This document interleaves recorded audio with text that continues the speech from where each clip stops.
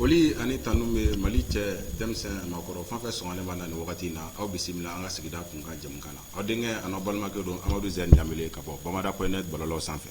o la sa bi an sigira ni kunnafoni min i n'a fɔ a yɛrɛ ɲɛ b'a la titiri la an bɛ fɛ ka an da don bi jamana in kɔnɔ lakanako bɛ lahalaya mun kan o la an ye wele bila i n'a fɔ laadalasigila an bɛ to ka an ka invité wele minnu cɛsirilen don kosɛbɛ jamana in kow la ani jamana in ka ɲɛtagaw la an n'olu bɛ jɛ ka na plateau in kan ka na kunnafoni di an filɛbagaw ma fo u sigiyɔrɔ la bi an ka babu yanni an ka don a kɔnɔ n bɛ kuma di fɔlɔ an ka invité ma a ka folikan di an filɛbagaw ma an bɛ sɔrɔ ka tɛmɛ ni an ka jamukan ye Sega Konare salamu alaikum. Wa alaikum salam wa rahmatullahi ta'ala wa baasi t'i la. An bɛ Ala fo k'Ala barikada. Folikan jumɛn b'i bolo k'a di an filɛbagaw ma nin wagati in na. Alhamdulillah n ka foli bɛ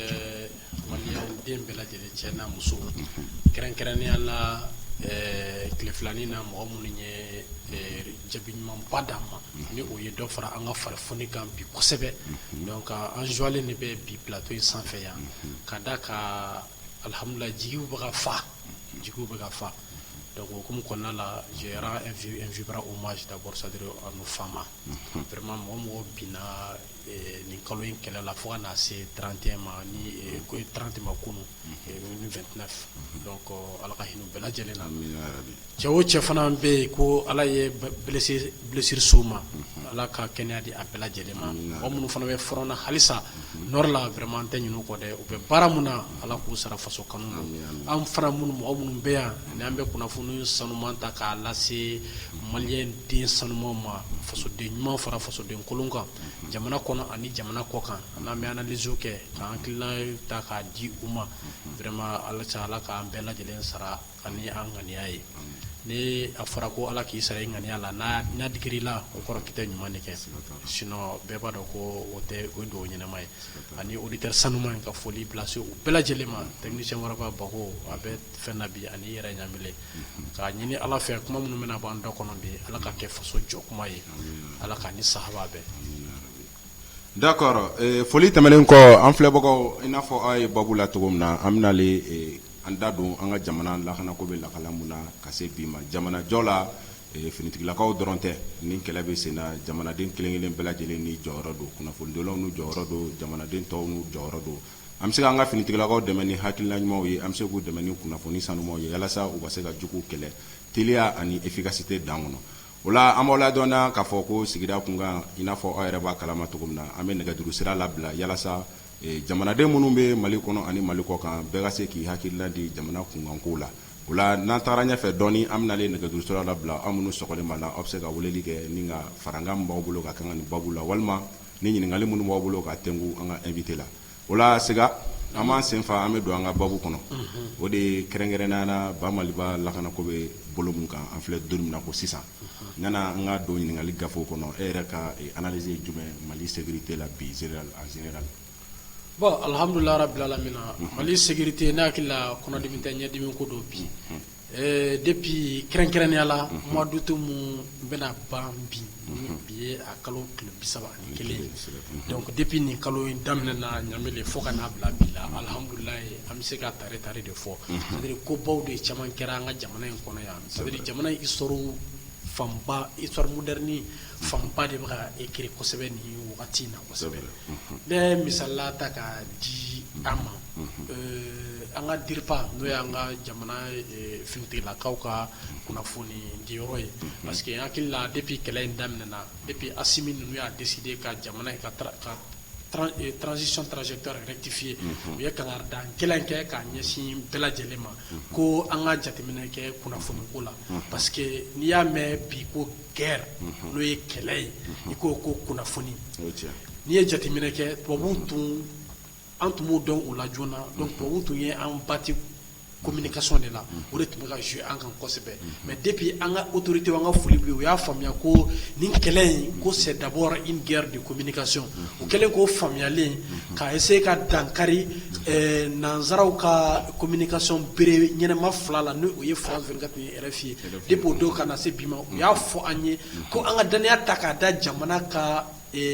wolomasiri tabagaw ka kunnafoni di sira kan ni a bɛ f'o ma ko DIRPA donc an k'an jilaja wagati bɛɛ n'an bɛ kunnafoni di an k'an jilaja a ka kɛ kunnafoni min sɛgɛsɛgɛra ka a bɔ DIRPA yɛrɛ da kɔnɔ à travers leur chef d'état major an ka foli bɛ nin kɛnɛ kan donc o hukumu kɔnɔna la an ye u ka communiquéw jate minɛ kosɛbɛ c'est vrai que an yɛrɛ ka informateurs fana caman bɛ terrain sanfɛ wagati o wagati n'u ye kunnafoniw sɔrɔ kalama u b'a wele u b'a di an ma a dɔw ye jatigɛ wale kunnafoni min ye a dɔw bɛ mɔgɔw jatigɛ an fana b'a essayer ka an dɔnbaga minnu fana bɛ armée ni fɛnw na an b'a essayer k'u wele ka kunnafoniw di u ma mais an tɛ a publier ka sɔrɔ DIRPA fɔlɔ ma a ka baara kɛ a la i komi u y'a recommandé an ye donc n'i ko que n'i ka danaya ta k'a da mɔgɔ kan ka ko tigiya ta k'a di mɔgɔ ma i b'i jilaja i kana fɔ k'i bɛ tila ka bila ale tigi ɲɛ donc o hukumu kɔnɔna la n'an ye jateminɛ kɛ depuis mois d'août daminɛna ka daminɛ le 4 la fɔlɔ i b'a ye k'a fɔ ko an ka armée ye succès daminɛ ni jateminɛ la hakilila jiginna plutôt an ye armement caman sɔrɔ wagati dɔw la ni an ka ministre de la défense son excellence colonel Sadio Kamara ni a y'a fɔ ORTM jabarani na ko échantillon dɔɔni de taara ka exposer diɲɛ ɲɛkɔrɔ ani maliyɛnw ɲɛkɔrɔ parce que kɛlɛ fana ye fɛn dɔ ye n'i ko k'i b'i ka maramafɛn bɛɛ lajɛlen ta ka a walakata bɛɛ lajɛlen ɲɛkɔrɔ n'i ko bɛɛ lajɛlen dɔrɔn i ko jugu surtout réseaux sociaux clés na a bɛ publier fan bɛɛ fɛ a bɛ partager fan bɛɛ fɛ an b'a ɲini auditeurs fɛ vraiment u ka partager parce que bi kunnafoni a nafa ka bon kosɛbɛ donc a bɛ taga fan bɛɛ fɛ donc o de kama Sadio Kamara ko un échantillon a été exposé juste pour réceptionner, c'est-à-dire les matériels reçus de la part de nos partenaires fidèles, de la part de nos partenaires, c'est-à-dire sincères, qui ne boit pas le sang de son partenaire, nous et Russie. Donc, quand il y a équipement d'eau refena mais ko a taw caman déployera wa dɔw fana bɛ nale donc o hukumu kɔnɔna la o appareil mun nana olu ka baaraw daminɛ ka ban donc o baaraw kɔnɔna la hukumu kɔnɔna la donc le 4 opération kɛlɛtigi ani opération Maliko ni o sigira sen kan n'u ratissage bɛ kɛ sanfɛmɔgɔw bɛ a tɔgɔ sanfɛmɔgɔw bɛ patrouille kɛ sanfɛ cogo min na ka terroristes daga identifier ka u bunte au même moment les troupes au sol fana olu fana bɛ ratissage kɛ donc o ko de nana wolo le 4 succès dɔw daminɛna fɔlɔ à travers d'abord une mission de reconnaissance o fana tɛmɛnen kɔ ka bɔ yen toujours dans le cadre de l'opération Maliko le 10 août Boni mara la o bɛɛ ye Mopti yanfan ninnu ye bɛɛ b'a dɔn ko Mopti yanfan bɛɛ ka ninnu olu yɔrɔ tun bɛ yen i y'a faamuya b'a la mɔgɔ tun tɛ se ka se n'a bɔra an balima Dana Asagu mɔgɔ na vraiment an ka foli b'u ye kosɛbɛ assise nationale la an yɛrɛ n'a ɲɛmɔgɔ dɔ ye ɲɔgɔn sɔrɔ CCB kɔnɔ an échangera kosɛbɛ vraiment ce sont des patriotes olu fana bɛ dɛmɛ mun lase an ka armée ma renseignement hukumu kɔnɔna la vraiment a fanga ka bon drone bɛ an ka avion bɛ sanfɛ olu ta bɛ yen dɛ mais nous fana bɛ parce que nous de bɛ ɲɔgɔn dɔn n'i bɛ kɛlɛ gɛlɛyara ka se fɔ bi ma c'est que mɔgɔ jugu de donnen don an balima dɔw la ka u bɔ u hakili tagabolo la ka yira u la k'u la tromper k'a fɔ ko u bɛ siya kɛlɛ la fila dɔgɔnɔ ni alors que c'est des gens qui ont vécu pendant des millénaires ka sɔrɔ u kɔlɔlɔ ni wɔyɔma don u ni ɲɔgɔn cɛ an yɛrɛ b'a fɔ cogo min i ko an ka to dunga na jo de bɛ a caman ni ɲɔgɔn cɛ o kɔrɔ ko i tɛ se ka dankari a tigilamɔgɔ la n'i ye dankara la dan bɛ kari e yɛrɛ la e mɔgɔ mun y'a ŋaniya jugu ta k'a lase i toɲɔgɔnkɛ ma donc o hukumu kɔnɔna la vraiment le 10 fana donc Boni fana mara la vraiment terroriste caman neutralisera 8 ɲɔgɔn terroriste ɲɔgɔn neutralisera armement caman récupéré la ani munitions le 13 o ɲɔgɔn kelen fana Sofara mara la n'o fana bɛɛ toujours dans le secteur de Mopti parce que n'an ye yen fɛsɛfɛsɛ sisan mɔgɔ caman bɛ kule la ko an balima minnu bɛ Kidal nin waati la ni Ala y'u sɔn ni Ala m'u sɔn hakili ɲuman na ni jamana cɛfarali b'u hakili la an bɛ Ala deli halisa Ala k'u sɔn hakili ɲuman na n'i y'a ye accord ko in dayɛlɛlen don halisa o yɔrɔ de ko don mais n'u ma sɔn hakili ɲuman na an mana tila nin ko in na don o don u bɛna faamuya dɛ donc o Sofa mara fana alhamdulillah le 13 o kelen de don à travers une opération toujours spéciale notamment dans le secteur de Balagina cercle de Sofara région de Mopti o fana kɔnɔna la terroriste segi ɲɔgɔnna fana sera ka neutraliser ka se ka prisonnier dɔw fana minɛ tuguni donc toujours o hukumu kelen fana kɔnɔna la tuguni le 13 bɔlen le 14 fana i b'a dɔn nin fɛn ninnu i b'a dɔn n bɛ fɛn dɔ fɔ an auditeurs ɲɛna quoi o k'o faamuya n'a fɔra ko l'autre armée monte en puissance c'est d'abord le professionnalisme qu'incarne nos forces de défense et de sécurité u ye professionnalisme mun kalan bi a nafaba de ser'u ma u ye mun kalan bi c'est-à-dire depuis an y'a décidé ka tubabuw kɛ fo ka na bila bi la o ni k'a daminɛ le 2013 la fo 2020 ɲamele de 2013 à 2020 instituteurs étrangers olu tun b'an bolo barikani b'a la dɛ o bɛ yɛlɛma ka kɛ takuba ye dɛ a bɛ yɛlɛma servali dɛ o n'a ɲɔgɔnnaw union européenne ka mission de allemands des instituteurs allemands et américains a caman hali Europe de l'Est jamananin dɔw b'a la Estonie ninnu olu yɛrɛ c'est-à-dire olu dɔw nana olu ko k'olu yɛrɛ t'a dɔn u nana mun na dɔw tilara k'u ka bagaji de ta k'u yɛrɛ ta diɲɛ bɛɛ donc u nana ko k'an former o bɛɛ la an ka armée ma se ka sira sɔrɔ an ka fɛn dɔ jateminɛ cɛ don o don fura kelen dajilen b'i bolo daga kɔnɔ i b'o kelen ta k'i digi n'a ye cɛ a ta ka se k'i furakɛ cɛ i fana ka jateminɛ kɛ sa donc ala ye hakili ɲuman di an ka ɲɛmɔgɔ ma ala y'a sɔn ɲɛmɔgɔ la minnu dusukun laminen don minnu y'a faamuya k'a fɔ ko Thomas Sankara ka discours ko l'esclave qui n'est pas capable d'assumer sa révolte ne mérite pas que l'on s'appuie sur son sort et que cet esclave devra répondre seul de son malheur s'il pense, c'est-à-dire à la condescendance suspecte des maîtres qui prétendent la franchir. Ko jongo jonema boy iga jong iga ebe boy ga jonya hukum kona tum ko ni ere mi miri ko donc abo kona ko me ko fo e ba ble kuna de ko e matigi de bena eta ka bo ala denda ko wallahi ko e jon tigi la mo e deme mankan e kan ki shike jonya la donc ala ye an son jamana de mun ye o discours la mine do jamana kono de mun dusukuna ni olu ya an boni konna la o de kama bi depuis instructeur russe na yi russe en terre de nyoma professionnalisme nana e ma ya an opération mana ke a date bɛ fɔ a heure bɛ fɔ a minute bɛ fɔ a kɛra circonstance minnu fana na climat saison a bɛɛ lajɛlen de bɛ fɔ voilà nɔgɔ foyi t'a la a bɛɛ lajɛlen don donc o de kama le 14 o kelen fana de don les bases terroristes de Katiba n'o ye Amadu Kufa ka mɔgɔw ye notamment an ka lahalawala dɔ bɛ yen n'u b'a fɔ ko les forêts classées dɔ bɛ yen ko Golodoware a filɛ nin ye Mondoro mara la ni o fana ye B200 mara la n'o bɛ Mopti fɛ toujours yen yɔrɔ in na terroristes ka base caman fana de cira yen toujours an ka avion minnu bɛ sanfɛ olu b'a identifier an kɛrɛfɛ mɔgɔ a tɔgɔ dana an ma se ko mɔgɔw fana bɛ ka kunnafoniw di u ŋaniya jɛlenya ni seko la vraiment ka foli b'u ye kosɛbɛ État ka nga jateminɛ kɛ u ka ko la vraiment u bɛ baara min na terrain kan ala de bɛ k'u sara la voilà donc u karansemanw ni sanfɛ baaraw ni fɛnw u y'a to o terroriste fana ka daga caman cira ye c'est-à-dire Golodoware mara la donc mɔgɔ 37 bon o blessé sɔrɔla ala ka lafiya di u bɛɛ lajɛlen ma o ye an ka côté ye o y'an ka finitigilakaw ko donc le 14 fana tɛmɛnen le 15 t'a dɔn ni hakili bɛ le 15 date la an kɔni hakili tɛ bɔ a kɔ parce que o ye kɛra Barikani ka tagali le 17 de tun prévoilen don mais parce que n'a fɔra ko le 17 prévoilen don normalement il y avait un mécanisme c'est-à-dire de transfert de camps qui était prévu par les accords parce que Mali ko u yɛrɛ ta sans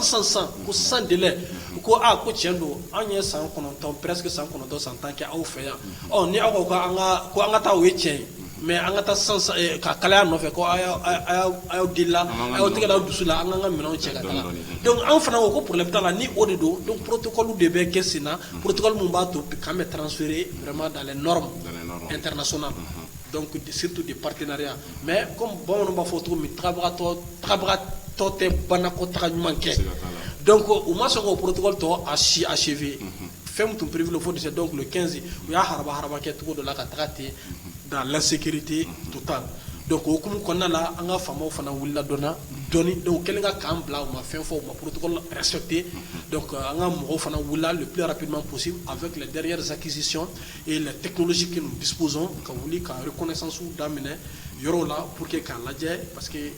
yɔrɔ in tɔgɔ de Tesit Kanta o kɛra an ɲɛna o ma dogo an na donc u tagara charnier yera ko kuntanw cayara donc o t'u ka janfa ye. D'accord Siga hakili la i bɛ ka walawala min kɛ faamaw bɛ ka sɔrɔ a la halisa an bɛna kuma la segin ma toujours mais an b'an filɛbagaw la dɔɔniya k'a fɔ ko bi jamukan u bɛ se ka weleli kɛ ni faranga minnu b'u bolo ka kɛ ni an ka bi babu ye u bɛ se ka weleli kɛ k'u ka faranga kɛ nɛgɛjuru sira ale de ye 89 56 55 52 an bɛ sɔrɔ WhatsApp de la appel normal tɛ ni maa minnu bɛ fɛ ka ɲininkali fana kɛ an ka invité la aw bɛ se ka weleli kɛ n'u bɛ tali kɛ 89 56 55 52 an bɛ sɔrɔ WhatsApp de kan c'est an ka taa ni kɔrɔfɔ ye. Donc toujours o hukumu kɔnɔna la ça veut dire le 15 hukumu kɔnɔna la n bɛ ka f'i ye ko mois d'août kɛra succès sur succès de ye k'a daminɛ le 4 la fɔ le 15 an bɛ yen halisa an ma se an ma tila fɔlɔ donc toujours o hukumu kɔnɔna la mission de reconnaissance caman fana wulila notamment Burɛn mara ninnu na donc fo ka taa se secteur la parce que an y'a senti k'a fɔ ko menace dɔ bɛ yen d'ailleurs ka ko la teliya o menace dɔw de exécutera ka bɛn ni le 29 ninnu ye mais n'an bɛ segin an kɔ dɔɔni donc olu menaces sɔrɔlen mɔgɔw kana bila u kunna k'a fɔ ko an bɛ menace mun fɔ an bɛ kunnafoni mun ta k'a lase an ka finitigilakaw ma à travers les différents numéros verts à travers les différents canaux de communication parce que il faut an ka jateminɛ kɛ ne ka taa n jɔ réseau sanfɛ menace bɛ yen faamaw a ye bɔ n'an ma bɔ ni terroristes bɛ nin daga in na sini u ko k'u bɛ taga nin daga in attaquer sini a bɛ taa o yɛrɛ de terroriste olu caman de terroristes ye an balima minnu b'o kɛ voilà u ka nin ko dabila o ye ka paniki de lase mɔgɔw ma fu la o tɛ kunnafoni dicogo ye bi bi in na ni ne bɛ fɛ ka kunnafoni dɔ di premier ministre ma wali président de la république ma tagabolo de bɛ sen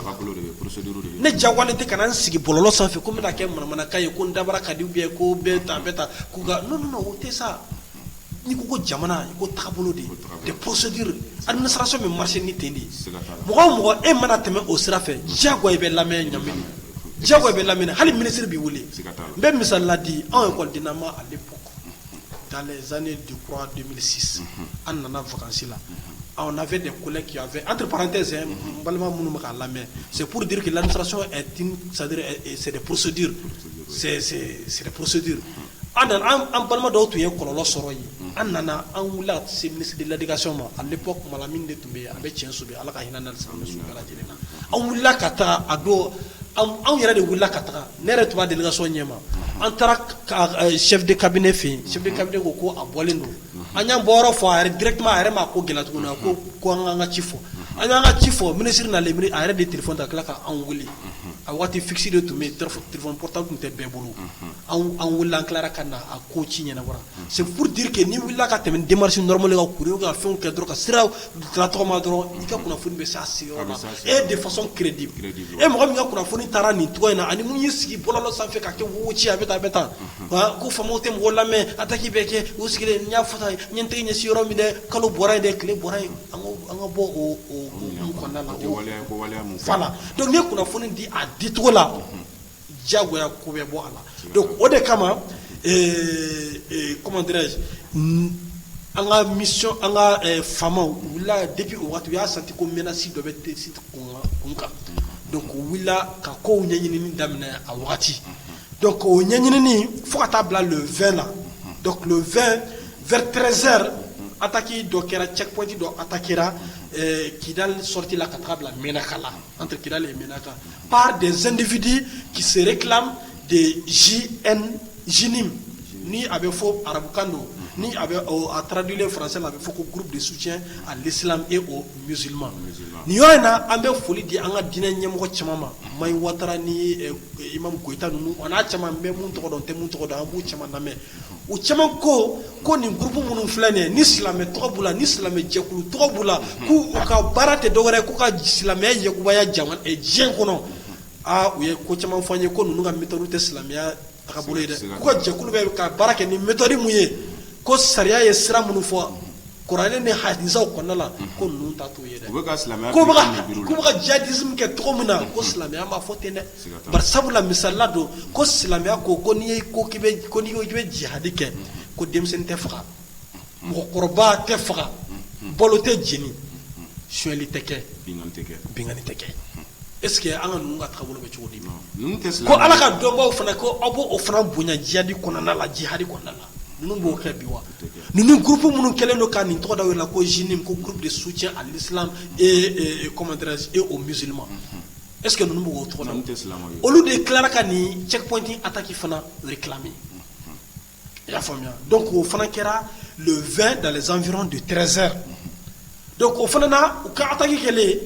pour nos forces de défense de sécurité en Foliboué, c'est une armée professionnelle, une armée cultivée et qui respecte les droits de l'homme surtout.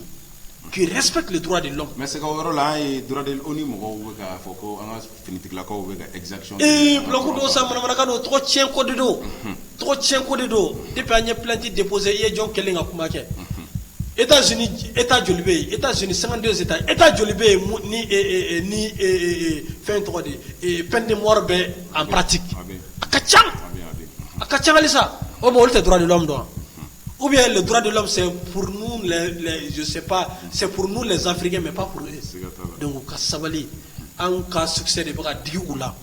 Donc on est comme on veut propagande que le droit de l'homme respecté abetane. On te droit de l'homme faut terroriser. Amun be terroriser kele. Abla droit de l'homme faut on dit. Donc on veut au bla janfa de Milan kono. C'est le complot international orchestré par la France. Vraiment à l'endroit du Mali, c'est ça seulement ni au temps fou et warete. D'accord. Donc, auquel est en cas où il y a checkpoint attaqué et riposté avec beaucoup de professionnalisme. Au professionnalisme qu'on a là, Jadis Kelef sera rafra, Bingani Kelef sera rafra, Aka 44 Chama récupère la PMU Chama récupère la prisonnier de guerre Fanankara. Au prisonnier de guerre Fana, on nous bêta Yugoudi. Yugo kuna foni na fama de bobo dakono abe bo dakono to mine téléphone nuga téléphone fana yugo kuna foni na fama fana bo téléphone kono tento la donc o kuna foni de ba to toujours demain fana beta alisa ka nyeshi anka finitigi la kauma wala sa ubese ka chamamba ke o kumu konna. D'accord, c'est gars. Amako en flebo nyina ko bi révélation munu mega ke ga vidéo partager kosobe kuna foni munu mega di akuna fonu nafaka bo yala sa unu limana o bala jelenga segani information nunu soro wala ama fo en flebo ya alsa ko nega durusira ale labla lendo numunu me faka faraga walma nyini ngale mumu bolo ka ke anga jamunka la coupe sega wolele ke whatsapp kan no be taliga 89 56 55 52 wala sega alsa ame tamananga ngali gafo yi wala aye ka fo kosanna anga armée nana seba bata tugula kaw kan ina fo yere bola ka chronologie do cité sans victoire jamono ke depuis outin yere damne la armée be ga victoire chamange oni tamano fana te kele la tesi tay zena ni victoire bola ko sobe sabula ayere terroriste ma binani ani nani ne bone anina folo na to terroriste bunte kuma do la ubuga shu takataka no fe la zena shu masega takataire utara uga minonto yala ni victoire un sentiment qui m'a dit ma kelenga ne kuna foni so. Oh, ni victoire vraiment c'est toujours un sentiment de fierté d'abord. Vraiment je suis fier ça veut d'être malien. Je suis fier de notre armée et je suis fier de tous les bons patriotes. Faut de nous faut de je suis fier. Tu sais que wakati de la malien wallahi malien même malien jamana ko parce que ni mali tout trop fort dro et rebe jamana ko be mali ko men to mina. C'est-à-dire malien ça veut dire qu'on a vraiment comme Mali bête quoi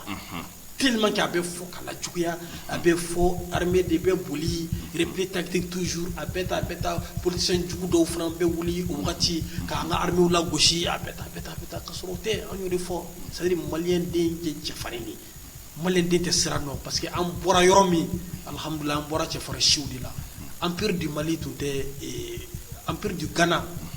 ni bede tundo Soudan français ni bede Mali ni a quel fait jamano bede tundo bon Mali de tio au centre no yem mandi no fla encore fait al sa commune mandi donc on y est fara choudi on te srando donc ni koyin kele ama balana parce que depuis je reviens un peu depuis le 18 anga Sukhoi anga avion kura mun nana c'est gars Sukhoi mais non c'est Sukhoi ou Sukhoi buli go flare tu ga tukata Sukhoi renseignement de ta Sukhoi kan Google kaman comme ala to on nyama da Sukhoi mun livrer la ma fiche technique anyama da ama entrega magala mais anya kuna funi mun sura ka polo sans fait Sukhoi non kaba ko donné donc de kama ko depuis le 18 mission de reconnaissance ou chama kera au niveau aérien c'est-à-dire sans faire siraw fɛ ka yɔrɔw lajɛ regroupement jumɛn bɛ yen terroriste ka fɛnw jumɛn bɛ yen sur la base des informations toujours fournies par les populations, par les services, les différents canaux de communication, c'est-à-dire de nos forces de défense et de sécurité. Donc au coup qu'on a là, c'est-à-dire Sukhoi est bara caman de kɛ. Donc Sukhoi 25 a ma batara bara dan 25 de don. Et puis Sadio tagara do caman wɛrɛw nɔfɛ olu an bɛ tila k'an da don olu fana na dɔɔni. Donc o fana a to terroriste caman de buntena yanni le 29 attaques cɛ non plus d'une quarantaine de terroristes fana de neutralisera Boni ka taa hali centre yanfan ninnu na ɲɔnɔ ninnu Jabali ninnu ainsi de suite camanba de kɛra a yɔrɔ la. Donc fo kana se comment dirais-je le 29 bunteni ma. Donc le 29 temps in o de fanga bonyana kosɛbɛ en réalité bilan kelen yɛrɛ ma se ka dɔn a la quoi parce que voilà gouvernement ko il va dire pas ko parce que gouvernement b'a ta dire pas de fait donc dire pas ko vraiment ko elle va revenir plus tard c'est-à-dire pour donner d'autres informations sumu dara kɛnɛkɛnɛ kan fɔlɔ o ye une cinquantaine donc dans ma kala maintenant mun kɛra kunnawolo ko ye an bolo c'est-à-dire kunnafoni de sɔrɔla k'a fɔ ko an jugu ni ko an jugu terroriste an jugu ye olu jugu de ninnu ne bɛ tubabu de ma jugu bɔ Fransi ko sur le théâtre de l'opération n'a fɔra théâtre de l'opération guerre la dɔrɔn o ye bunteni bɛ ka kɛ yɔrɔ min c'est-à-dire aw bɛɛ bala butu e b'a la jugu b'a la ainsi de suite ko okumu de kɔnɔna la ko Croix-Rouge mobili 4 de yera sur le théâtre de l'opération oui en train de prendre c'est-à-dire des cadavres et fuir avec. Parce que Croix-Rouge qui a vocation c'est une organisation internationale c'est-à-dire qui a une vocation humanitaire. Au croyez mounier ou le demain de surtout conflit majeur demain aussi dessus. Parce qu'ils sont reconnus de façon internationale. Ou quoi siège Babel Genève. Ou quand reconnaissance internationale est humaine. Ou voilà Taïro Bekou, c'est-à-dire au lieu de se accès sur et moi Flavec elle avait plus avec elle là. Olu de bɛ se ka taa kɛlɛ mana ban olu de bɛ se ka taa yɔrɔ la ni mɔgɔ t'a bisigi k'a fɔ ko nin ye jugu ye ou bien nin ye nin ye o pouvoir bɛ olu de bolo i komi genre kɛlɛ mana bon sisan i b'a dɔn pour que k'a yira ko i ye défaite signé ko i sɔnna bon vraiment i ye forfait signé i tɛ fɛ ka kɛlɛ wɛrɛ kɛ tuguni i bɛ drapeau jɛman de ta k'a kɛ tan donc n'i y'o kɛ o b'a yira adversaire la k'a fɔ ko ko tu t'es soumis ko tu n'es plus offensif maintenant i b'a yira ko marafɛn fɛn foyi t'i bolo n'o kɛra u bɛ i sɛdennin minɛ ka t'i kɛ prisonnier donc n'o tɛ bunteni de bɛ kɛ fɔ sebaaya ka taa dɔn wagati mun na donc Croix-Rouge international olu ni olu yera yen u bɛ bila mission humanitaire minɛn de kɔnɔ donc sariya tɛ an ka jamana ɲɛmɔgɔ bolo k'o olu de bɛ se ka taa kɛlɛkɛyɔrɔ la aw tɛ kisɛ t'u la voilà mais non sariya ko de ni kɛlɛ banna u bɛ se ka taa mais pas pendant l'opération pendant que l'opération est en cours non mais o de yera ko nani u ye su ta ka boli ni a dɔ ye fasa ko an ka mɔgɔw y'u gɛn en même temps u ye su jumɛn ta ko tubabu siw don mais olu tɛ ka taa an ka finitigilakaw su ta fo jugu non jugu de su bɛ ka taa fɛn dɔ kan ka dogo voilà donc a bɛ fɛn dɔ yira mais an ka finitigilakaw c'est une armée professionnelle n y'o de f'i ye u tun bɛ se k'u bunte dɛ k'u fara jugu wa mais n'u y'u bunte nanzaraw bɛna wuli ONU bɛna wuli ka pan ka jɔ k'u ye u exécution juguyara dɛ f'u bɛ taga a tɔgɔ Croix-Rouge yɛrɛ i m'o faamuya donc n'i bɛ nanbaratɔ bin i b'i jilaja k'a bin bugurinjɛ kan donc a mana wuli k'a jɔ bɛɛ b'a dɔn ko bɛ yen c'est gagné révélation ka bon halisa an ka fan filɛbagaw ɲɛna k'u ka weleli kɛ ko n'u bɛ weleli kɛ u bɛ se ka weleli kɛ WhatsApp kan 89 56 55 50 wa u ka nin jɛmukan in partager kosɛbɛ parce que kunnafoni minnu bɛ ka di nin a nafa ka bon vraiment ninnu ye kunnafoni révélation baw de ye maa minnu bɛ fɛ ka don jɛmukan na a bɛ se ka weleli kɛ ni farigan b'a bolo k'o kɛ walima ni ɲininkali bɛ an ka invité la a bɛ se ka tɛgɛ la bi Sega bɔlen don ni kunnafoni min ye u nafa ka bon kosɛbɛ Sega an ka taa ni kɔrɔfɔ ye donc o kɛlen mɔgɔ 4 mobili 4 donc an ka finitigilakaw ka bɛ ka k'u la waati min na a kɛra ko filimu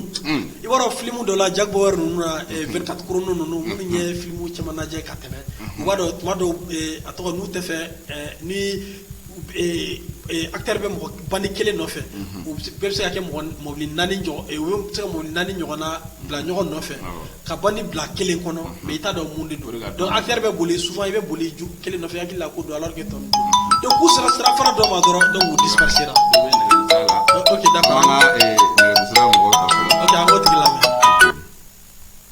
Bonsoir. Allô? Allô? Oui, salam alaikum. Waalaikum salam. I tɔgɔ ni jamu ani bɛ k'an wele ka bɔ fan jumɛn? Amara Kulubali Italie.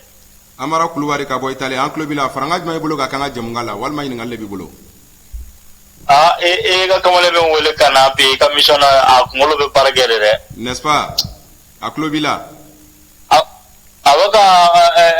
kuma mun lase nin ye kunkolo la baarakɛla yɛrɛ koyi. Siga t'a la a ka analyse ka bon kosɛbɛ. Jeune ɲɛnamaw bɛ Mali la dɛ mais n ka cɛ maliden jugu de na kun bɛ to n ka cɛ k'an ka jamana pikiri de. Siga t'a la o ye tiɲɛ. Cɛ nin bɛ mɔgɔ talen bɛ Mali la n ka cɛ u ba nin bɛ ka ninnu gara fanga na n ka cɛ ka kɛ i bɛ ka nami nɔrɔden ninnu marali ye an ka jamana kɔnɔ ye. N'Ala sɔnna k'u to cɛsiri la don n'a nata la an fana bɛ jɔyɔrɔ sɔrɔ jamana in kɔnɔ inshallah.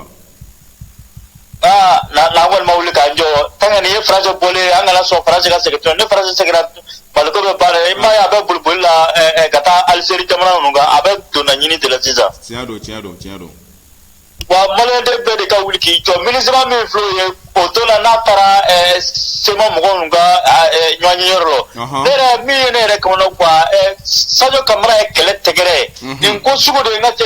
i bɛ bali ka cun de kɛ ninnu cɛrɛ quoi i bɛ taa Musoli Bunte ninnu ni ɲɔgɔn cɛ n ka cɛ k'a buguri ɲɛ fo k'u bɛɛ kun na nɔ dɛ. D'accord. C'est quoi ne y'a fɛn yeli a kɛra fo ne yɛrɛ dusu fo ne kasira quoi. D'accord. Walayi. D'accord. N'Ala sɔnna a bɛ ɲɛnabɔ. Walayi ni ne ko ne Sadio Kamara tun bɛ kuma ne kuma fɔ yɔrɔ in bɛɛ a ka lazeli kɛ dɔrɔn ko taa gosili kɛ kɛnɛ in kan yen nɔ o kuma tɛ la k'a fɔ ko ja kunun ni bi tɛ kelen ye quoi. Siga t'a la o ye tiɲɛ kunun ni bi tɛ kelen ye. Kunun ni bi tɛ kelen ye dɛ e yɛrɛ k'a lajɛ an ye baara min da yɔrɔ in na yen nɔ trois frontières in na yen manamana de don. Tɛsi kɔni an ye maajugu 44 de su bɔrɔntɔ yɔrɔnin kelen. E ma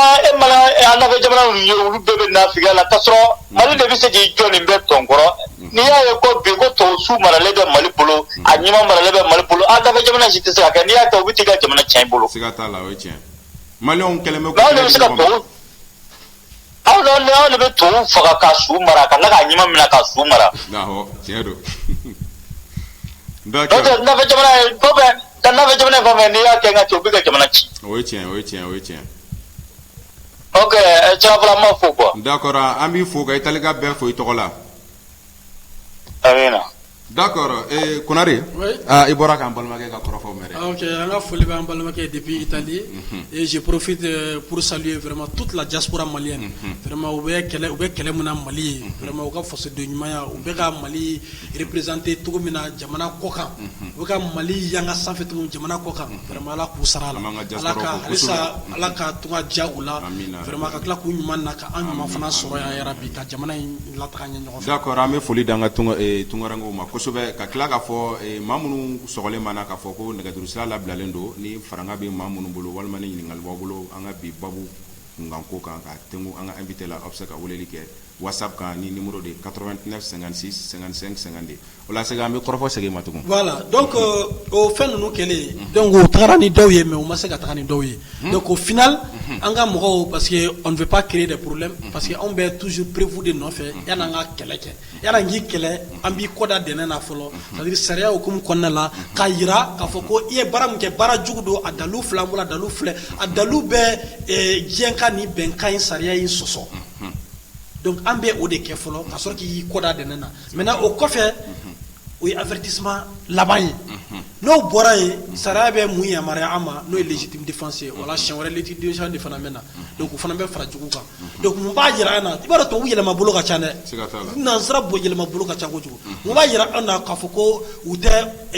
fɛn dɔ hali ka mobili ka mobili dɔw ta k'o couleur kɛ couleur rouge ka sɔrɔ ka fɛn ni mɔgɔ bɛ couleur rouge ɲangi ka sɔrɔ olu tɛ donc tout est possible donc voilà donc mais ni ça va susciter beaucoup d'interrogations et nin b'a to couleur rouge fana bɛna explication caman di a ko la donc Sukhoi 4 de ye nin ko in kɛ walasa ka se ka tesiti sebaya sɔrɔ Sukhoi vraiment ni albatros n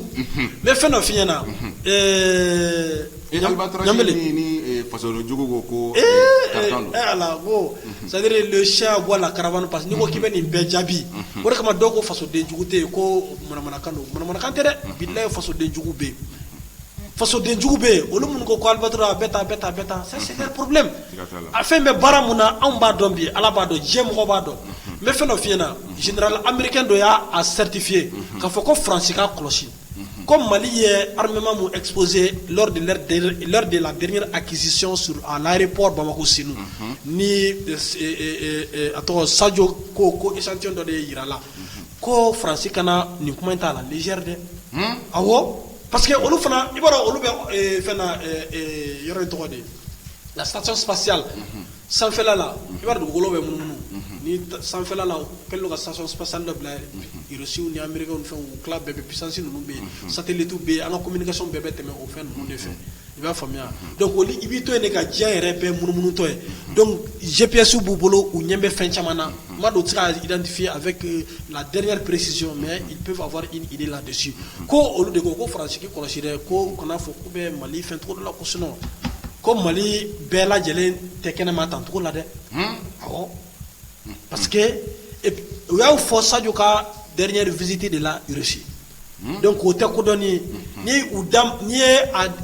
Amérique dapɛlɛlen fɛn o fɛn na kɛlɛ c'est-à-dire hali ni a bɛɛ tɛ tiɲɛ i b'a sɔrɔ tiɲɛ dɔɔni b'a kɔnɔna la Amérique yɛrɛ tɛ farafinna yɛrɛ kunkɔrɔma dɔn ni tiɲɛ tɛ voilà donc c'est pour dire que u b'a dɔn k'a fɔ ko an tɛgɛ bɛ se ka nin wagati la test ye zone ye zone min i bɛ se ka Niger i bɛ to ka Niger manipuler i bɛ to ka Mali manipuler i bɛ to ka Burkina Faso manipuler c'est pour cela a bɛ fɔ ko zone des 3 frontières bi ma tubabu bila test nɔfɛ bi ma u bila a nɔfɛ mun de bɛ anw ni Algérie cɛ à l'époque au temps où France tun bɛ ka bi Algérie kan u tun y'a se k'u bɛna base sigi yɔrɔ de la Mali nord de la ka Algérie bombarder Mali de ko a tɛ sɔn a ma o de ye relation de fraternité et amicale bɛ halisa Mali ni Algérie ni ɲɔgɔn cɛ o lakodɔnya de b'a ni Mali ni Algérie cɛ hali sini o de kama san o san Algérie bɛ bourse caman ba den bila k'a di Mali ma ko Maliyɛnw ka t'u former yen o hukumu de kɔnɔna la an ka ministre des affaires étrangères yɛrɛ tagara former ka segin donc zone tɛ se ti zone tɛ manamana zone ye Mali ka renseignement kɔnɔna la à travers les radars ni an ka renseignement Mali ye i to ka kunnafoni dɔ di Burkina Faso ma dugu la ko Burkina Faso ko tubabu ye mun ɲɔgɔnna u tun bɛ mun ɲɔgɔnna kɛ anw fɛ yan i bɛ ka tile la a bɛ tiɲɛ sɔrɔ ala ka hinɛ la n'u taara aéroport kɛ Kidal ka sɔrɔ an t'a kalama sans notre contrôle rien du tout c'est-à-dire k'a projet kɛ ka taga aéroport sigi Kidal sans notre contrôle rien du tout o ye ɲɔgɔnna dɔ de kɛ Burkina fana Burkina secteur dɔ bɛ yen Burkina armée tɛ se tubabu dɔrɔn de bɛ yen donc u fana taara aéroport dɔw sigi yen donc avion bɛ jigin dɔrɔn a bɛ wuli ten l'armée Burkina donc Burkina ye Mali ye o kunnafoni di Burkina ma dugumasirannin fɛ c'est-à-dire tabali jukɔrɔla fɛ quoi donc Burkina bɛw bi na u fana bɛ fɛ ka wuli France kama ni o ye ka explication ɲininkali kɛ mais ɲugu bɛ na ni ɲagaɲaga ye o débrouiller an kɔni se ye mun ye walasa ka se ka u ci ka bɔ yen an bɛ o kɛ d'accord halisa an b'a fɔ an filɛbagaw ɲɛna ko u bɛ se ka weleli kɛ farankan b'u bolo walima n'u bɛna ɲininkali min kɛ ka kɛɲɛ n'an ka bi babu ye k'u bɛ se ka weleli kɛ WhatsApp kan ni téléphone numéro de 89 56 55 52 ola halisa se an bɛ kɔrɔfɔ d'i ma voilà donc an bɛ fɛ ka mun fɔ sisan o ye TCT dans le cadre de toujours la maîtrise des TCT parce que ni TCT ko ɲɛnabɔra sisan o ye ko bɛɛ de bannen parce que TCT de ye u donyɔrɔw ye an ye kunnafoni mɛn ko a tɔgɔ ko Nigeria ko prisonnier caman bɔra donc u b'u n'u kunda à travers Boko Haram mɔgɔ ninnu k'u ye prison Dakar ka bɔ donc an jɔrɔ kun don o de kama an bɛ ka tesiti zone ninnu matarafa kosɛbɛ parce que rébellion tubabu ninnu e m'a ye an y'u gɛn dɔrɔn u taa u sen bɔ Mali kɔnɔ dɔrɔn ka to u sen kelen bila sen 3 de b'u la u ye sen kelen bɔra Mali kɔnɔ filanan o bɔra u y'o coron Niger sabanan u y'o coron Burkina donc u kɛlen k'o kɛ sisan u bɛ fɛɛrɛ de kɛ sisan toujours u bɛ se ka terroriste la don anw kan cogo jumɛn na par tous les voies et moyens o de kama an ka radar de la k'u ye k'a fɔ ko u ye terroriste ta an ka plainte min kɛra Nations Unies la e ma ye an ka mɔgɔw ye précision di k'a fɔ ko u ka sanfɛ armement u ka avion ninnu hélico ninnu ye terroriste ta ka t'u jigin yɔrɔ dɔ donc u b'a bɔ ninnu yɔrɔ dɔw de la ka taga o cun an kan donc u ka teli fana u bɛ segin a dɔw la u b'a kɛ ni o ye ou bien u bɛ u t'u ka F16 ninnu kɔnɔ c'est-à-dire u bɛ yɛlɛ fo sanfɛla na pour tromper la vigilance c'est-à-dire des radars ceux qui ignorent Mali kɛlen don ka commande minnu kɛ sisan n yɛrɛ ma de la n'a dɔw tɛ Mali la yɛrɛ komi an ta a kunnafoni tɛ an bolo n'o y'u ka missile u ka missile anti aérien sol air missile min b'a to duguma ka buntenni kɛ à la vitesse de la croisière ok nin t'a fɔ comme olu y'an ka bi ok salamu aleykum salamu aleykum Meja Bamada i tɔgɔ ni jamu ani bɛ k'an wele ka bɔ fan jumɛn ne tɔgɔ ye Bafin Kulubali n bɛ ka wele ka bɔ Espagne d'accord Kulubali i bisimila bon n bɛ ka émission na mɛ tiɲɛ yɛrɛ la a ka émission ninnu a bɛ ka an bɔ bɔnɔ kosɛbɛ yɛrɛ Maliko la o diyara n ye n'o tɛ Maliko yɛrɛ sisan ma yɛrɛ an kun kalala ka tɛmɛ trop mais sisan an bɛ ka émission mun na o bɛ ka hakili kojugu yɛrɛ dɛ hakili latigɛ n'Ala sɔnna Mali bɛ jɔ wala hali bi an bɛ Ala deli Ala ka bolo n'a ka baaraw la amina rabi amin Ala k'an sama ka bɔ nasara jugu ninnu bolo amin amin kɛrɛnkɛrɛnnenya la Faransi Ala k'an ni Faransi yɛrɛ fara ɲɔgɔnna fɔ diɲɛ ani lahara an kana ɲɔgɔn ye amina rabi hali bi a ka émission an bɛ Ala taala deli Ala ka bolo n'a ka baara la amina rabi amin Ala ko dugawu minɛ a ye dugawu kɛ dɛ ni an sera ka bɔ Faransi bolo an bɛɛ bɛ lafiya n'o tɛ Faransi tɛ jamana ye dɛ n'Ala sɔnna an bɛ nin y'an bɔlen yɛrɛ Faransi bolo yɛrɛ n'Ala sɔnna a bɛ k'an tɔɔrɔ parce que ni hali ni bana b'i la bana tɛ se ka kɛ mɔgɔ la siga t'a la bon an b'a fɛ a ka foli tunu i bɛ n ka foli fɔ i ka baarakɛɲɔgɔnw bɛɛ lajɛlen bɛɛ b'a mɛn bɛɛ lajɛlen tulo bila an bɛ Espagne ka bɛɛ fo i tɔgɔ la i ni ce ni baraji o bɛɛ b'a mɛn a ye fɔ segukaw ye u ka dugawu kɛ dɛ n'u ka dugawu kɛ fo Faransi ka dɔn ko bɛ sunɔgɔ d'accord segukaw tulo b'i la nin wagati in na ayiwa segukaw k'aw ka dugawu kɛ u y'a mɛn merci bien kɔnɔ tɛ a ma nɔgɔn dɛ an b'a fɛ ten voilà mɔgɔ ka ca lenni na komi ne ka émission so merci vraiment d'accord Sega wagati bɛ fɛ ka an ta an tɛgɛ ma an filɛbaga minnu bɛ k'an lajɛ n'u bɛ fɛ ka weleli kɛ an bɛ miniti 5 in kɔnɔna la u bɛ se ka weleli kɛ ka fara n ka mɔgɔw bolo bɛ ka ɲininkali kɛ yanni an ka jamu ka datugu Sega n bɛ kuma d'i ma tugun voilà donc an ka foli bɛ an balimakɛ Kulubalikɛ ye depuis Espagne vraiment à travers lui vraiment on salue encore toute la diaspora vraiment u hakilina n'u hamiya walahi u bɛ baara la mais u tɛ sunɔgɔ Mali jɔyɔrɔ vraiment Ala k'a kɛ vraiment maliyɛnw ka ɲani kama Ala k'a kɛ a ka Ala bonya walasa a ka dusu di an ma an k'an yɛrɛ tɔ ni bɔ ka fɛn bɛɛ lajɛlen tubabu n b'a f'i ye n ko général américain ye avertissement de Faransi ma parce que olu b'a dɔn k'a fɔ ko u ka F16 ninnu n'u ka c'est-à-dire u ka avion fɛn ninnu hélicoptère ninnu u b'a dɔn k'a fɔ ko c'est-à-dire système antiaérien mun b'an bolo de défense antiaérienne mun b'an bolo c'est-à-dire u b'a dɔn k'a fɔ ko ce système là o missile ninnu c'est des missiles qui c'est-à-dire qui ont une vitesse c'est-à-dire de croisière assez élevée u bɛ se k'o ta en tout moment donc o de kama u ye conseil d'u ma an dun y'an ka an fana an y'an dan yira ka ban an y'a ye k'a fɔ ko bi bɛ ka kan kan an ye fɛn lase yan fɛ ni Nations Unies ma ko bɔ a la si wɛrɛ n'an ka légitime défense ta ko charte de l'ONU yɛrɛ b'a fɔ cogo min na jiginna tɛna k'an na donc ne bolo vraiment u ka i komi kunnafonidila y'a fɔ cogo min na mɔgɔ 38 jate mun tubabu mun su yira an ka opération kɔnɔna la ni olu n'a bɛ fɔ olu ma ko des pièces à conviction c'est-à-dire des pièces de justification olu tɛ u tɛ latunu dɛ u tɛ don dugu jukɔrɔ dɛ u b'an bolo de c'est des pièces à conviction awɔ don min na ni a fɔra ko PV dɔrɔn an b'a bɛɛ ta k'a da donc o de kama tubabu siran no o lebu de ɲɛ i b'a dɔn tubabu filɛ nin ye c'est à dire il faut que farafin ka ɲɔgɔn minɛ quoi n'o de fɔ n'a ma ɲɔgɔn minɛ a man ɲi Mali filɛ nin ye Mali ye misaliya de farafinna bɛɛ lajɛlen anw de ko an pɛrɛnlen don k'an ka unité to ye jamana tɔw ye donc o b'a jira ko anw ye départ ta kaban nin départ in de kan ka kɛ misaliya ye jamana tɔw ma vraiment u ka se ka dusu ta ka don an ka siran fɛ tubabu filɛ nin u bɛ ɲɔgɔn minɛ dɛ nin ko in kɛra depuis an ye convocation fɛ u ye réunion kɛ ka ɲɔgɔn ko k'an kana sɔn cogo si la Faransi k'a da lɛfɛ kɔnɔ diɲɛ ɲɛna ko sinon ko n'o kɛra an bɛɛ bɛ lebu an nana ye fana o ni ye sanction fana ta Mali kan voilà u ka sanction renouvelée kura u y'a renouvelé kura donc c'est pour dire que an fana ka ɲɔgɔn minɛ e ma ye tɔgɔ le sous-préfet Macky Sall o bi pan ka wuli k'i jɔ n y'a u ka muso kirikaranni dɔ ka discours mɛn k'a yira c'est-à-dire ko il faut pas que cette affaire s'explose ko sinon k'a bɛ kɛ problème ye Mali ni fɛn cɛ ko Mali ko Sénégal supporte c'est-à-dire volontaire pour la médiation entre le Mali et la France an bɛ ale lamɛn quelle médiation est-ce que c'est-à-dire ne t'a dɔn c'est-à-dire farafin i bɛ se k'i yɛrɛ lagosi cogo min na c'est-à-dire tubabu Faransi ye quoi après tout ça tirailleur ko kuma minnu fɔra aw bɔra yɔrɔ jumɛn olu Sénégal tɔgɔ man bɔ a la ka tɛmɛ anw tɔw kan au moins u tun bɛ bɔ ni île de Gorée ninnu ye olu ka kɔgɔjida ye o de yɛrɛ nana tirailleur sa ye Sénégalais dɔrɔn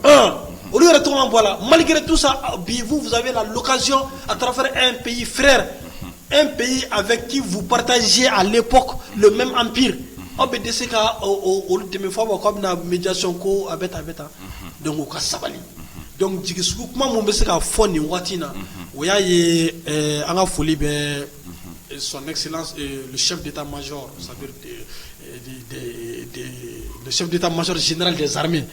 a wulila ka se an ka région militaire la de la deuxième région jusqu'à la 8e région ka daminɛ Burem Bamba Gao première région militaire d'abord ka wuli ka se nin bɛɛ lajɛlen ma kelen kelen k'u la tɔgɔma ani délégation une forte délégation k'a yira k'a fɔ ko aw bɛ baara min na ko nin de yɛrɛma hɔrɔnya baara ye autorités ɲɛ b'a la wa ne de ye autorités ka ciden ye n bɛna fɔ terrain kan k'a lase aw ma n tɛ n sigi Bamakɔ yan n ka clim kɔrɔ k'a fɔ ko téléphone ci ko oui allo aw bɛ cogo vraiment vous avez les félicitations du gouvernement des autorités non a n'a ka cɛdenw de wulila ka taa terrain kan ka se unités ma ka se dugutigilakaw ma dugu o dugu dugutigilakaw maires état ka représentants société civile ka se bɛɛ lajɛlen toutes les couches la jeunesse k'a fɔ ko foli bɛ aw ye armée bɛ succès mun na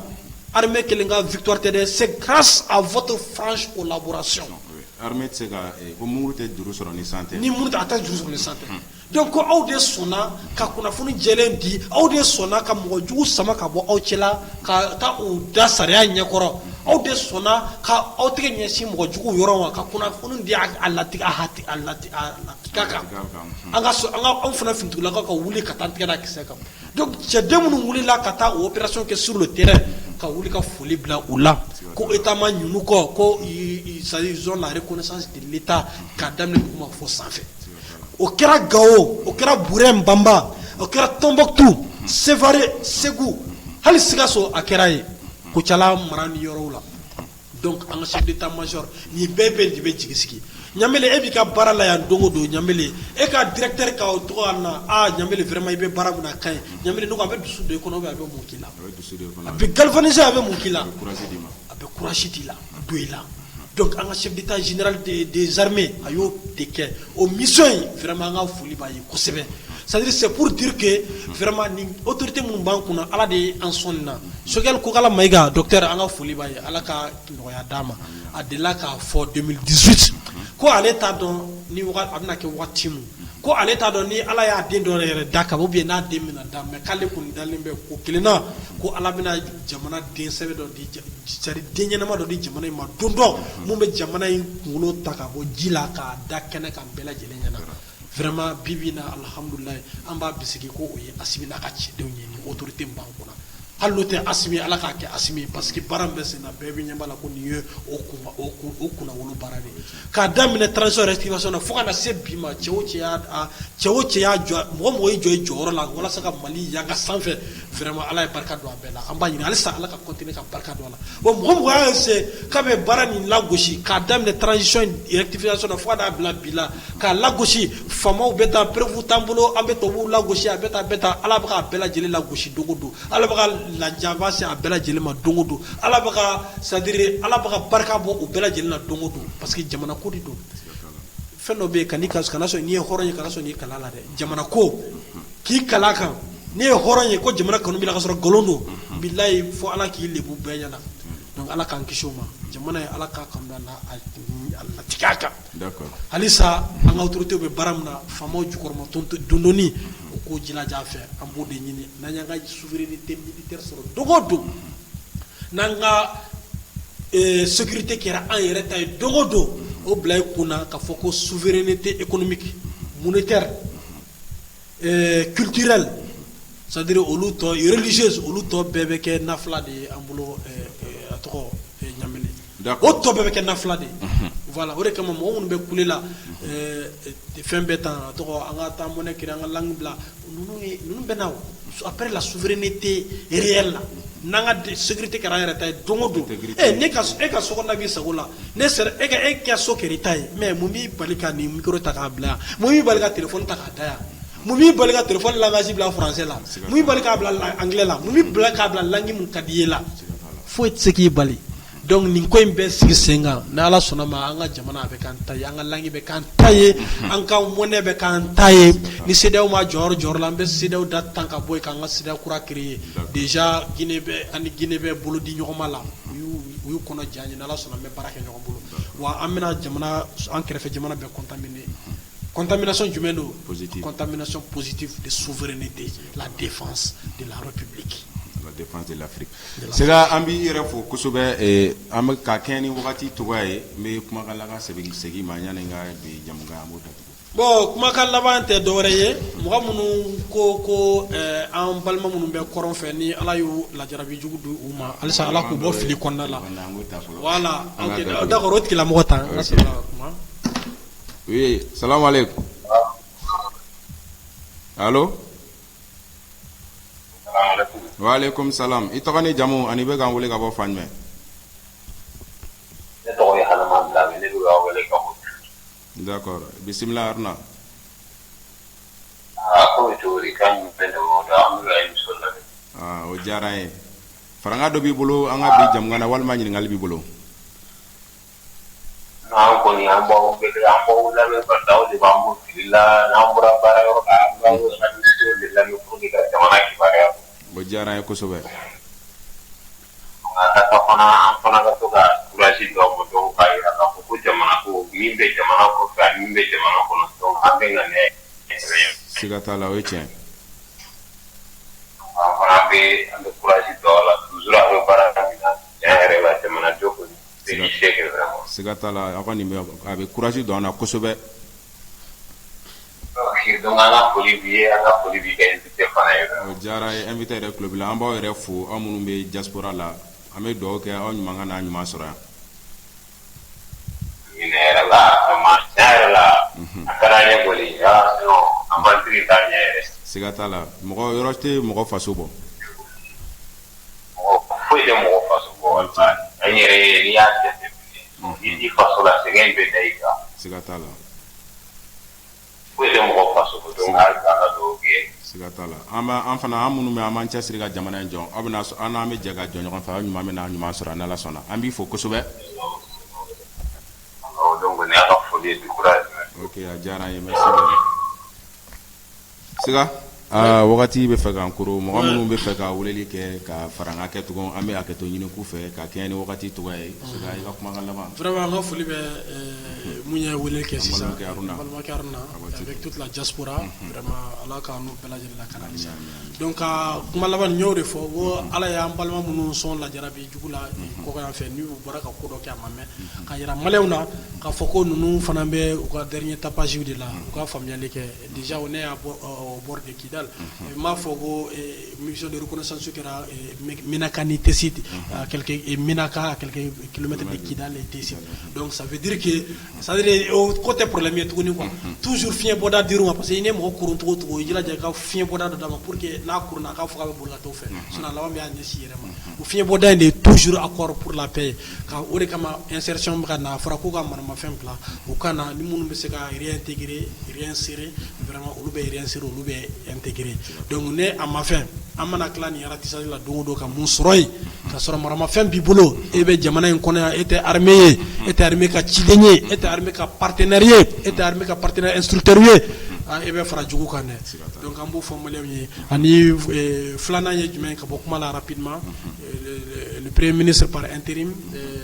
comment dirais-je docteur Abdoulaye Maïga vraiment an ka foli b'a ye a nali primature la a ye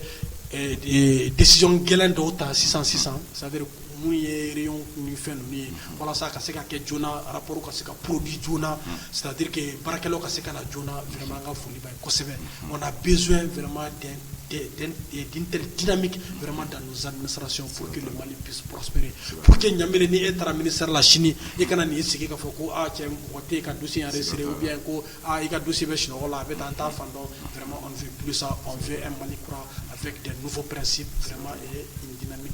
très élevé donc o tɛmɛnen ko ka bɔ yen ka foli lase auditeur sanuman bɛɛ lajɛlen ma mɔgɔ mɔgɔ ye weleli kɛ minnu y'a se ka ligne sɔrɔ ɲini fana n'u m'a sɔrɔ vraiment ka foli b'a bɛɛ lajɛlen le président de la plateforme la transition demain Ousmane Doumbia Doum le Saoudien depuis Sévaré vraiment ka foli b'a ye kosɛbɛ k'a bɛ ka émission suivre k'a y'a partagé avec beaucoup d'intérêt aussi wa ka foli fɔ bɛɛ lajɛlen vraiment mun bɛ ne bolo k'a fɔ o to ye nin ala ka jamana in basigi halisa ala ka lakana ala k'an bɛɛ lajɛlen kɛ fasoden ɲuman ye mɔgɔ minnu bɛ yen ko hakili ɲuman t'u bolo ka ɲɛsin faso in ma ala k'an n'u sɔn hakili ɲuman na k'a ɲɛsin an ka faso in ma halisa an k'an cɛsiri an ka ɲɔgɔn minɛ an ka jamana in bɔ bolo la hakɛto bɛ kuma kan salala muhamadu wasalim o la sɛgɛ an b'i yɛrɛ fo ka plateforme an ka transition dɛmɛ membre kelen-kelen bɛɛ lajɛlen fo ka taa se fɔ ka président ma o la an filɛbagaw an minnu y'aw tulo ɲagalen to a la depuis ni jamukan daminɛ la ka na se nin wagati ma an b'a fɔ ko nin ye jɔn tulo n'aw ɲɛ garisɛgɛ bamada.net kan nin an b'a fɔ aw ka kan bɛn sigi wɛrɛ wasalam